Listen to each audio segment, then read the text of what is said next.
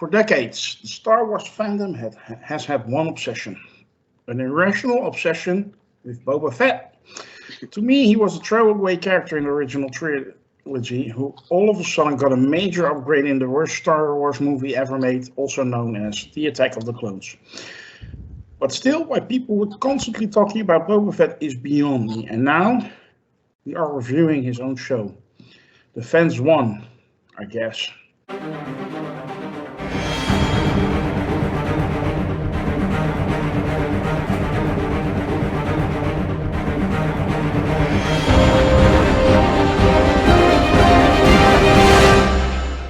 Hello and welcome to the Review of Champions. It's time to talk about the Book of Boba Fett, Chapter 1, A Stranger in a Strange Land. With me are Lokismom. Hi. Lord Deathman. Hey there, everyone. R. Stanton. Howdy, guys. Merry Christmas, Happy New Year, whatever. And the best of us all, Mr. Taylor First. Don't know about that, but hello, everybody. Before we start, I would like to ask you all to hit that like and subscribe button and maybe join our forum, card.freeforums.net. It's a nice little forum with great discussion, great people. And if you sign up, you can be on the podcast or review. We hope to see you there. We're going to talk spoilers, so if you haven't seen the episode, go check that out first and then come back to the video. Well, let's dive into it. Arch, you saw the episode. What did you think? Actually, I just saw it earlier this afternoon, and I really enjoyed it. I thought it was great. I loved all the sort of flashback nature to it, especially the old school stuff where they went back to some of the original trilogy films. Boba is interesting because he's been, like, as you described him in your opening, he's been this enigmatic character who people have like fascinated over and built up into this sort of mythical character. I remember, like, when this show was coming out or when they were going to introduce him in The Mandalorian, a lot of people were like really apprehensive about that. They didn't know, they were worried, I guess, that they were going to somehow ruin this character or do too much with him. And I think he's great. I really enjoy him. I think he's a total badass. I love the show. I think it's great. Lord Bethman? Yeah, I enjoyed the show too. I think it's a great opening introduction to the modern Boba Fett. I'm looking forward to seeing more. But as I've been saying all along about this show, and what's really intrigued me about the trailers proved to be what draws me to the show still when I watch it, and it's really the chemistry between Tamora Morrison and Ming-Na Wen. I think that was just a great pairing, and it's great to see people who are a little on the older side sort of taking charge of series like these. And I think that, easily the two of them could carry the show to the heights as far as the Star Wars fandom is concerned. Yeah, talking about older actresses. Ming-Na Wen is almost 60 years old. I can't believe that. Yeah, you wouldn't know it. No, she looks really like 22. Lokismom, what did you think about the first episode of the Book of Boba Fett? Well, I really enjoyed it. Boba Fett, I wasn't really into the second Lucas series of films that held. I did watch them, but as far as going back and rewatch them, I haven't. But Boba Fett, he just stood out. He was in the first set of movies, and from the moment that character was played by a different actor at the time, he just really just stood out. Your eyes went straight to that costume. So him, kind of becoming a cult character, and just progressed along through the series, and people talk about him and think, well, what would Boba Fett, how would he look? And, and the action figures and makeup stories and whatever they've done with him. And so, yeah. And speaking to the older characters, I do like that. And I appreciate that, being an older character myself. And I think the gentleman who's playing Boba Fett, he really has a great, I'm going to call it a Telly Savalas quality to him. He's not attractive at all, and yet there's a sexiness to him. So yeah, I'm kind of drawn to that, and you're absolutely correct. The chemistry between the two leads is right there, and I don't like the Western aspect. This is just like the Mandalorian. It's what they call a space opera, Mhm. modeled after what they call horse operas. Mhm.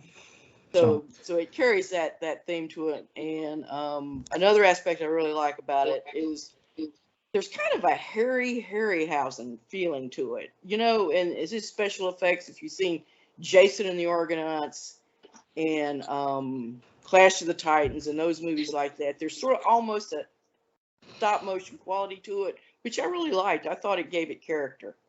Yeah. Well, we'll talk about it a little bit more later in more detail. Taylor, you already put some thumbs up. I know why. Classic movies, classic series. You're happy. You found a friend. What did you think about this show so far? Yeah, I thought the first episode was great. I thought it's really classic Star Wars. I just want to talk for a minute about, why is Star Wars such a phenomenon that it is? What made it take off the way it did back there in 1977? It's not the stories. The stories are very basic and nothing we haven't seen in different forms, a million times. It wasn't the acting or the dialogue in that original trilogy, that's for sure, let's be honest. Okay? But what it is a combination of things that Lucas put together, starting with the aesthetic and the world building, the tech that's used, which is not your typical, at least back then, wasn't your typical sci-fi tech. The creature, the alien creature creations, and the special effects. Now, of all those things, the special effects, of course, have increased and improved over the years, but everything else is pretty much still the same. They've kept that core of the stuff that just just draws people to this franchise, and I think those are the things. And I think this premiere really tapped into all of those things. They kept all of those things: the aesthetic, the tone, the kind of, as Lokismom was saying, the Western tone to it. I mean, I've seen 1950s Western movies. I was just watching one the other day called Warpath, which is a great movie, by the way, where literally the same scene of the two guys staked out in the Indian camp after they've been captured out in the desert. Almost exactly the same thing. But it works really well, and the actors are fabulous. By the way, I have it on good authority that Ming-Na Wen actually has a portrait somewhere that ages for her. All right, she is in fact ageless. She's got a Dorian Gray painting. I just call her Aphrodite, the goddess of beauty. But then I'm going to be a party pooper. I thought it started great, that episode, but after a while, I don't know where, but all of a sudden I lost interest in it, and it kind of went downhill for me and dragged, and it just didn't do it for me. I hope it picks up, but I wasn't too fond of it. I don't know why. I can't explain it. I just didn't feel it. But I'm happy you guys all liked it a lot. Lord Deathman, tell me, was there anything you didn't like? And please elaborate on what you did like. Was there anything that I didn't like? Once again, we were just talking Hawkeye and sort of having criticisms of a show that are not really based on what you're seeing in the presentation. These fandoms are so sprawling that some of your crises or criticisms could be existential. And for mine, it's the same with Boba Fett, in that Boba Fett fandom politics is some of the hardest politics to navigate in any fandom. You have fans who are like diehard. They really love the first trilogy Boba Fett, who gets like 2 seconds of screen time but has a badass costume, and they really hate what's going on with the new Boba Fett. I was really shocked to find that out. I consider myself to be an intermediate to casual Star Wars fan, and everybody's like, oh well, Boba Fett was this really evil guy and he did bad things and he's not an anti-hero, and they totally don't like this new vision of Boba Fett where I don't really think of him as an anti-hero. so much as a bounty hunter takes money from people to do a job. It's a job that's probably as amoral or sort of as neutral as you can be. That these are assignments about, can I get the job done? Can I get paid? Similar to the attitude, I'd say, of the Mandalorian. But those are the only things I hate about watching this series and then trying to jump into discussions later on about them, because the fandom is all over the map in terms of their feeling about Boba Fett.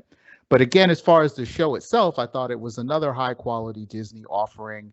There might have been some slight pacing tweaks that they could have made, but honestly, all of the action sequences, Boba's escape from the Sarlacc pit, that was satisfying to me, even though like 2/3 of the fandom is like, that's all it took to get out of the Sarlacc pit. Like, that was a lot of work, dude. But in any event, the dynamic between, and I know I've said this 1,000 times before, but when you introduce your second lieutenant as Master Assassin Fennec Shand, I'm like, this is just going to be a legendary show. Because I really there's a moment in the show where they're fighting those guys, I think sent by the mayor, and they have these crazy shields, and they really show you that these guys are having a hard time sort of adapting to this fight strategy. But then the Warthog guys come in and sort of lend a hand, and the tide changes. But Fennec immediately, without any orders from Boba, immediately starts a pursuit of the guys who are getting away, and Boba has to tell her, like, alive, right? Like, don't kill these guys. And I'm just really vibing on the nonverbal dialogue and communication between those two. And I'm really jazzed to see the organized crime. I'm not expecting the Godfather of Star Wars or whatever, but I like seeing this side of the Star Wars world. And I do think that Boba Fett makes for a credible crime boss, and his ideas of doing things through respect instead of the way the Hutts did it is totally valid, because why come in there and be the same thing as Jabba the Hutt was? I think that his new approach is completely valid. So yeah, I like the show, and you can call me a poser or whatever your anti-Fett propaganda is. But yeah, no serious complaints from me other than the politics. I actually got the Godfather vibe from the trailer, and I did not catch that so much from this episode. So maybe that was my disappointment a bit. But we'll see. I see two men with follow-ups. I'm going to give Taylor the word first, and he can immediately elaborate on the show. Yeah, I just wanted to follow up on what Lord Deathmare was saying about Boba Fett and how, he's such an amazing character, and part of it goes back to what I was saying before. First of all, his costume, his look was just so badass, and then he could back it up. Like the stormtroopers, they all look real badass, but they can't hit the broadside of a barn. All right, Boba Fett was a real threat. He was like the odd job of the Star Wars universe. He was the henchman who could actually kick your ass if he had to. Plus, and then there was his tech. It wasn't the typical sci-fi tech. He shot he didn't shoot a laser out of his wrist. He shot a grappling hook rope that wrapped around a guy and pulled him over. And then he had a rocket pack. I mean, what's cooler than a rocket pack? Nothing's cooler than a rocket pack. Okay. Plus, he was the smartest of the bounty hunters. All those bounty hunters, none of them figured out to follow Luke Skywalker or whatever the trick was that got him to the floating city. And the interesting thing is his fame grew over time. So I don't know if everyone remembers, but in the original theatrical release of Star Wars: A New Hope, the original one, it was just Star Wars, Boba Fett was not in that movie at all. He was added in the special editions later. In fact, the first place anyone ever saw Boba Fett was the Star Wars Holiday Special in cartoon form. Boba Fett was in that. All right. But then you're right. Again, in the original trilogy, everybody talks about, this isn't the Boba Fett from the original trilogy and stuff like that. The original trilogy, I think he had 3 lines. Who knows who he was? Yeah. That was, he was a total mystery, and people wanted to know more about him because he was so cool and so badass. And with a franchise as huge and sprawling as this, where the fandom is going to eventually get what they want, which is more Boba Fett, and I'm enjoying it so far. Okay. Arch. Yeah, I'm gonna go back to something Taylor was talking about earlier. Primarily, the enjoyment for me in this is the world building, just the exploration, the cityscapes. Like when they first went back there, and you know they're doing the flyover, the skyline, you know, set down in like you know, an old crater. To me, that's the stuff I want to like kind of explore and check out. And I'm down here in Central Florida, and I get down to Hollywood Studios a fair amount, and of course they've got Galaxy's Edge down there, and that's what I feel like I'm like walking around in. So when I go down to Galaxy's Edge, I feel like I'm like in this, and when I'm watching this show, I feel like I'm there, and you feel like a connection to it. It's kind of hard to explain, maybe if you haven't been there, but I feel that kind of connection. And much like Deathman, I'm kind of more like a moderate fan of Star Wars. I'm not like I'm not like a super geek. I don't know all the trivia of it or anything like that, but it's just an enjoyable, engaging show to watch. As Taylor was saying, it's just like super immersive. The thing that really got me about this episode were the flashback scenes. I'm not a really big fan of the episodes 1 through 3, those films specifically, but I did like the inclusion of the actual footage of Boba picking up his dad's helmet, and you see that kind of as an origin for him. And then I really liked revisiting the Sarlacc pit. Like I was watching it going, holy crap, we're at that Sarlacc pit from Jedi. I thought that was it's just stuff like that just really hits me. And I mean, I love the characters. I think I really enjoy what they're doing with Boba. I think people maybe get in their heads a little bit like what certain things should be, but I just really enjoy what they are doing with him. And the rest of it's just being immersed in the world. I think it's great. Lokismom. Well, I'm blissfully unaware of the Star Wars fans' controversies. I am by nature a Star Trek fan, and we just roll with these things. What is it? Is it things I don't like about this? Is this the question? Just elaborate on what you said earlier about what you thought about the first episode. You can go into a little bit more detail. Well, I'm trying to think of some things. I think I kind of covered it with my first That's fine. thing. That's fine. I really, what I really like? I like the robot Major Domo. I know. And going back to what you were saying about him being a villain, that's fine. I'm happy with him being, a ruthless villain because, if you look at the anti-Western, the Wild Bunch, and these guys, those were the protagonists. Those were the anti-heroes. So I think it's sort of still staying in that tradition. Boba Fett is, like you say, I think it's just a great character. I really don't care about, they can do with it. George Lucas owns the character. He can do with it what he wants.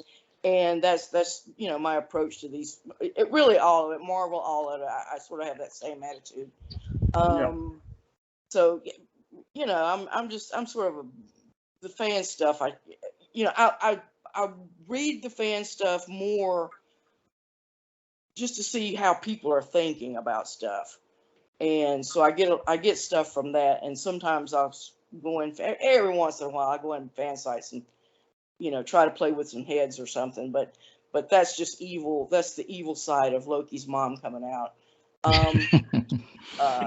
The eat a salad side. Yeah, and what you were saying, Remco, was that about there was. I'll agree. At the very end, it kind of like it just kind of, there's no cliffhanger or anything. It just kind of ended.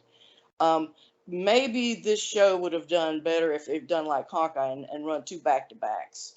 And that, I think that would have filled out the character a little bit more. And, and it's just me. But anyway, actually, I think that's a very interesting remark. Maybe if they did flesh out the character a little bit more by showing us a second episode as well, last Wednesday, then maybe I would have liked it a little bit more. I actually see that's a very good. This episode was only 35 minutes, not counting the credits. minutes. It was only 35 minutes. Yeah, it was quite short, and they tried to do a lot. I give it credit for that.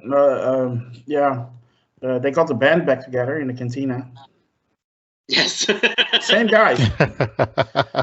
Also on the production side of the house, they got the band back together too, with Favreau, Filoni, and directed by Robert Rodriguez. And I'm glad Robert Rodriguez has a big role in this. A lot of people think of him as a B movie director, but he's actually very talented. And let's be honest, Star Wars is B movies with huge budgets. Yeah. And given the right material and the right budget, Rodriguez is very, very good at making entertaining stuff. Yeah. Art's brother Max once made a remark that always comes to mind when I watch anything Star Wars. That it is something magical, but when you look at the particular movies or series, they're not really good. I think The Mandalorian is the great exception, actually, in this. But another remark I would like to make about a villain being the main character of a show or a movie. I mean, if you one of my most favorite movies in the last 5 years is Avengers: Infinity War, and the main character was the villain of that movie. And I thought that was absolutely awesome. It just all comes down to writing, I guess. And I trust the good people at Disney to give us a good show on Disney Plus. The aesthetics look great. The score is fantastic again. Did you listen to the full score already or not? I haven't yet. Oh, it's pretty good, but not Mandalorian level good to me. But no, overall, I couldn't say I really enjoyed the first episode, but it isn't bad either. Is there anything anyone would like to add? I'd just like to. Sand was pretty cool. Yeah. Sorry, I was gonna say the monster in the sand was pretty cool. Yeah. And the way he's starting to build a relationship with the sand people. Yeah. That can help him on a later moment. So I don't think we get that just as a backstory. I think there will be a payoff later in the show. Yeah, these flashbacks are definitely going to lead to something in the present, I think. Oh no, I was gonna say exactly the same thing Taylor did. The creature work just overall in this episode was incredible. I love the creature design in terms of that sand creature with the 4 arms that could be 4 legs at the same time. Very clever design there. And also I just kind of like just the way they rounded out the population of Tatooine. A lot of the fans I saw reviewing the show kind of said, oh, they stuck a lot of fan service in there, but Jawas and Tuskens and Rhodians and these are folks that are kind of indigenous to Tatooine by now. So I don't really think that they got stuck in there for fan service. They got stuck there because they're always on Tatooine. It's just they are part of the population there. So I was kind of glad to see Jawas doing their thing in terms of ripping people off. Tuskens being aggressively Tusken, so forth and so on. So yeah, good job of like fleshing out the world and making it feel like you're in a Star Wars story. Always, those creatures always make you feel like that. Actually, those guards he picked up in the beginning of the show, that was my first Star Wars action figure. That guard. I have no clue what Star Wars was. I got that guard and then I started to learn about Star Wars. I didn't get Luke Skywalker first. I get some pig creature. But anyway, a Gamoran. Childhood trauma. Taylor, you had a remark. Yeah, just to follow up on Lord Deathman, a couple of things. One, the Jawas. The best thing the Empire ever did was kill a bunch of Jawas. Those little pricks are constantly stealing everything. Right? I'm sick of Jawas. But let me talk about fan service for a second, because I am a fan and I pay good money and I fully expect to be serviced by these franchises. Okay, I don't use fan service as a pejorative. It's giving me what I want, Ollie. Absolutely. I can open a can of worms called No Way Home, but I will leave it closed. Okay. Well, I don't have anything else but a rating.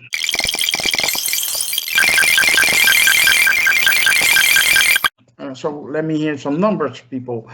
Taylor, you go first.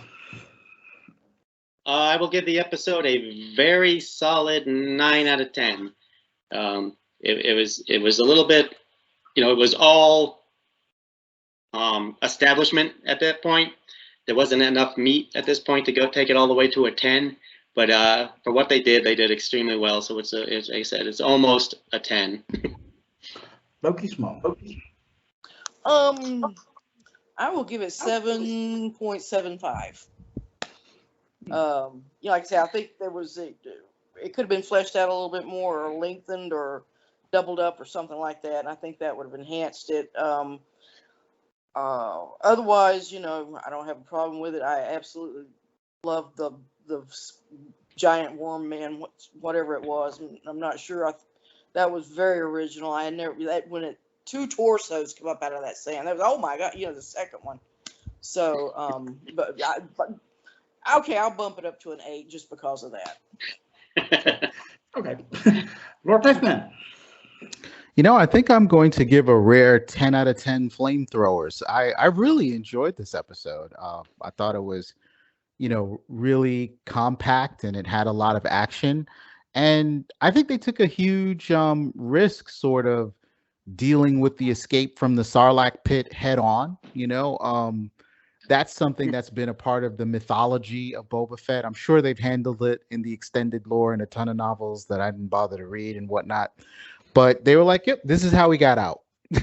And now we're moving on with the rest of the story of Boba Fett. So I kind of appreciate them just sort of, getting that out of the way so that you could tell Boba Fett's story now in the time period that we're in, and sort of talk about his ascendancy as a crime boss. It's like, you older Boba Fett fans, we're not leaving you behind. Here's your service. But here's the new thing we're doing with Boba Fett. Hope you can get on board. And I appreciate that. Arch, how many stormtrooper helmets out of a Sarlacc pit? I just want to know if you can eat Sarlacc, because if not, if you can, you could just throw an all-you-can-eat Sarlacc barbecue right now. That thing's just waiting there. I don't know. It doesn't really sound appealing, I must say. Yeah. Those things are big. Have you ever seen the picture I have of the model from? I've mentioned Hollywood Studios twice today now, but I've got a model of it. Those things are huge, man. You can get a lot of like, you can open up a restaurant just right there, man. That's what I do. So no number, I guess. I'm gonna give it a 6 out of 10, and the only reason it's a 6 out of 10 is because I like the beginning. Yeah, sorry. Wasn't really a big fan. Okay, that will conclude our review for Chapter 1 of the Book of Boba Fett, Stranger in a Strange Land. Before we finish, I would like to ask you all to hit that like and subscribe button and notification bell on YouTube. Follow us on Twitter, like our Facebook page, join the forum on Sakar. That way you will never miss us, and we won't have to miss you. Bye.